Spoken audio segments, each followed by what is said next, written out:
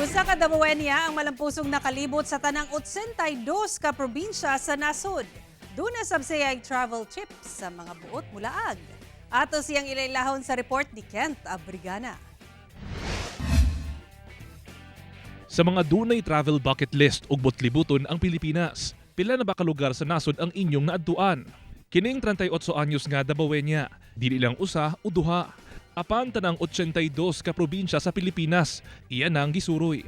Meet Leslie Dorado, usa ka traveler gikan Davao City. Sumala kang Leslie, tuig 2010 dihang nag-decide kini nga mulaag.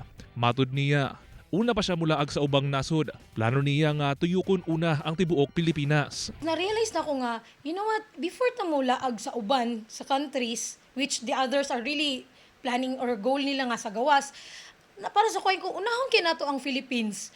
Kaya since na free naman dyan ko aning early commitment, unahon ako ang 82 Philippines.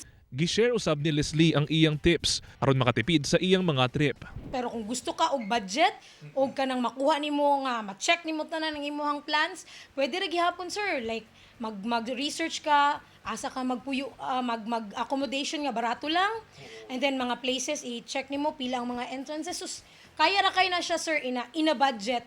Gawa sa mga maanindot nga view sa matag lugar nga maadtuan ni Leslie. Priceless usab para kaniya ang mga higala nga iyang maila-ila.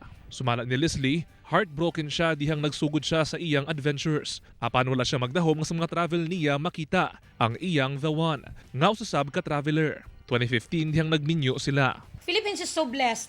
You just have to explore those areas and then makita nimo niya sa pag makita nimo, ma-experience nimo ang culture sa mga tao, the way they live, and also of course ang mga makaila nimo along the way, mga amigo nimo, either mga local, mga amigo nimo sila, mga same po nimo nga traveler, ana gyud mga amigo ug ang nature nga makita nimo ang Philippines is really a very wonderful and beautiful place. Kauban si Jojo Solarte sa kamera. Ako si Kent Abrigana para sa One Mindanao.